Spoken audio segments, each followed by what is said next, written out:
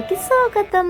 അപ്പോൾ ഇന്ന് ഞാനൊരു ട്രിപ്പ് പോവുകയാണ്. വളരെ ചെറിയൊരു വീഡിയോ ആണിത്. ഞാൻ ഉദ്ദേശിച്ച കണക്കൊന്നും എനിക്ക് വീഡിയോ ഷൂട്ട് ചെയ്യാൻ പറ്റിയിട്ടില്ല. അതുകൊണ്ട് തന്നെ കുറച്ച് ഷോർട്സിൽ വെച്ചിട്ട് ചെറിയൊരു വീഡിയോ കേട്ടോ. ഇന്ന് പൊന്മുടി പോവാണ്. ഇപ്പോൾ രാവിലെ ഒരു 6:30 മണി സമയമാണ്. 6:55 ഉള്ള ബസ്സിലാണ് പോകുന്നത്. ഇപ്പം ഞങ്ങളുടെ സ്ഥലം വെഞ്ഞാറമൂടാണ്. വെഞ്ഞാറമൂട് ഞങ്ങൾ നെടുമങ്ങാട് പോകും. നെടുമങ്ങാട് നിന്നാണ് പോകുന്നത്. ഞങ്ങൾ പോകുന്ന പൊന്മുടിയിലേക്കാണ് കേട്ടോ. അപ്പം അമ്മ രാവിലെ ചായയൊക്കെ ഇട്ട് തന്നു ഗൈസ്. അപ്പം ചായ കുടിക്കാൻ പോയാൽ തലവേദന വരും. അപ്പം രാവിലെ ആണെങ്കിലും ചായയും കുടിച്ച് ദോശയൊക്കെ കഴിച്ചിട്ടാണ് പോകുന്നത്. പിന്നെ അമ്മ പൊതിച്ചോറൊക്കെ കിട്ടി തന്നെ കേട്ടോ.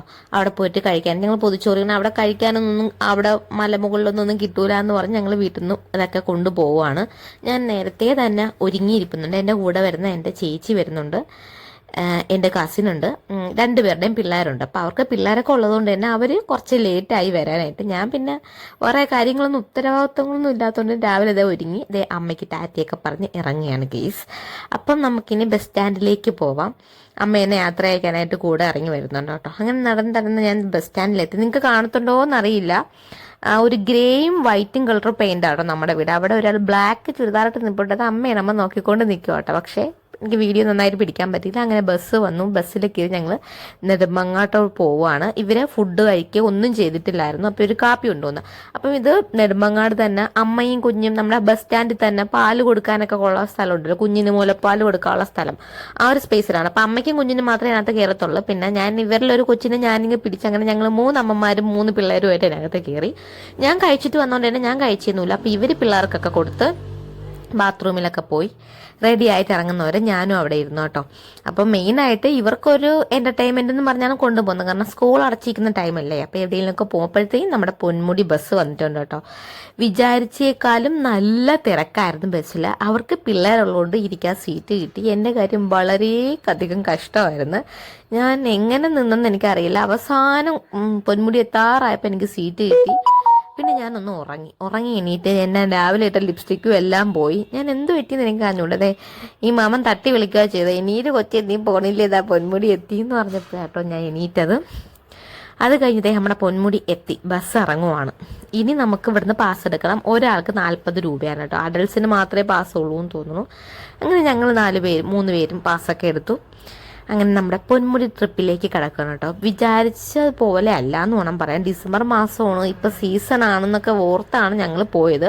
പക്ഷേ ചെന്നപ്പം മഞ്ഞ് ഒരു തുള്ളി പോലും ഇല്ല. നട്ടപ്പറ വെയിൽ മാത്രമായിരുന്നു ഉണ്ടായിരുന്നത്. വെയിൽ ഉണ്ടെങ്കിലും വെയിലിൻ്റെ ചൂടധികം നമ്മളെ അങ്ങോട്ട് ബാധിക്കില്ല. കാരണം നല്ല കാറ്റുള്ളതുകൊണ്ട് ഒരു തണുത്ത കാറ്റാണ്. പക്ഷെ നമുക്ക് ചൂടറിയത്തില്ല. പക്ഷെ നന്നായിട്ട് ടാൻ അടിക്കുന്നു മുഖത്ത്. പെൺകുട്ടികളുടെ ഒരു ടെൻഷൻ അതാണല്ലോ. മുഖത്ത് നന്നായിട്ട് നമ്മൾ നല്ലതായിട്ട് ടാൻ അടിക്കുകയും ചെയ്യും. ചൂടില്ലെങ്കിലും എനിക്ക് നല്ല തലവേദനയായി. എനിക്ക് അവിടെ ചെന്നൊരു 1.5 മണിക്കൂർ കഴിഞ്ഞപ്പം എൻ്റെ മൈഗ്രെയിൻ വണ്ടി സ്റ്റാർട്ട് ചെയ്തു. എൻ്റെ തല മൊത്തം വെട്ടിപ്പൊളിക്കും കണക്കത്തെ വേദന തുടങ്ങി. അതുകൊണ്ട് തന്നെ പിന്നെ ഞാൻ വീഡിയോ ഒന്നും അത്ര നന്നായിട്ട് എടുത്തില്ല. എങ്ങനെയും ഇവിടെ നിന്ന് പോയാൽ മതി എന്നായി. പിന്നെ ഞങ്ങൾ വന്നതല്ലേ, ഫോട്ടോ റീൽസ് അതെല്ലാം മുഖ്യമാണ്. അങ്ങനെ അതൊക്കെ എടുത്തിട്ടുണ്ട്. കുറച്ച് ടൈം അവിടേക്കൊന്ന് എനിക്ക് തോന്നുന്നു കുറേ സമയം കൂടി അവിടെയൊക്കെ കറങ്ങി നടക്കാം. പക്ഷേ വെയിൽ നമുക്ക് പറ്റുന്നില്ല. കുഞ്ഞു പിള്ളേർക്കും ഭയങ്കര പാട്, അമ്മമാർക്കും പാട്, എനിക്കും പാട്. അങ്ങനെ പിന്നെ ഞങ്ങൾ അവിടെയൊക്കെ കറങ്ങി നടക്കുക കേട്ടോ. ആ ഒരു കുറച്ച് ഷോർട്സുകൾ മാത്രമാണ് ഇതിനകത്തുള്ളത്. എനിക്ക് പൊന്മുടിയിൽ ആരെങ്കിലും പോകുന്നുണ്ടെങ്കിൽ ഞങ്ങൾക്ക് പോയൊരു എക്സ്പീരിയൻസ് ഷെയർ ചെയ്യുന്നേ ഉള്ളൂ കേട്ടോ. ഞങ്ങൾ വെഞ്ഞാറമൂടിൽ നിന്ന് ഞങ്ങളുടെ വീടിൻ്റെ അവിടെ നിന്ന് തന്നെയാണ് ബസ് കയറിയത്. ഞങ്ങൾ ആറ്റിങ്ങിൽ നിന്നാണ് ഇവർ 2 ആളും കയറിയത്. ആറ്റിങ്ങിൽ നിന്ന് നെടുമങ്ങാട് ഒറ്റ ബസ്സായിരുന്നു. എനിക്ക് വെഞ്ഞാറമൂട്ടിൽ നിന്ന് കയറിയപ്പം 35 ആ ഒരു എനിക്ക് ഓർമ്മയില്ല. അത്രയ്ക്ക് ഒരു 50 രൂപയിൽ അത്ര ആകത്തായേ ഉള്ളൂ. 26 35 എങ്ങാണ്ട് എനിക്ക് ബസ് ടിക്കറ്റ് ആയത്. പിന്നെ പൊന്മുടിയിൽ നിന്ന് 55 രൂപ. പൊന്മുടി എന്നല്ല, നെടുമങ്ങാട് നിന്ന് പൊന്മുടിയിലോട്ടോ 55 രൂപ. അതായിരുന്നു കേട്ടോ നമ്മുടെ ബസ് ടിക്കറ്റ്. പിന്നെ ചോറ് കൊണ്ടുപോയി, വേറെ ചിലവൊന്നും ഇല്ലായിരുന്നു. പിന്നെ അവിടെ പാസ് എടുക്കണമായിരുന്നു. അങ്ങനെ ഞങ്ങൾ പിന്നെ അവിടെ കറങ്ങി നടന്നു.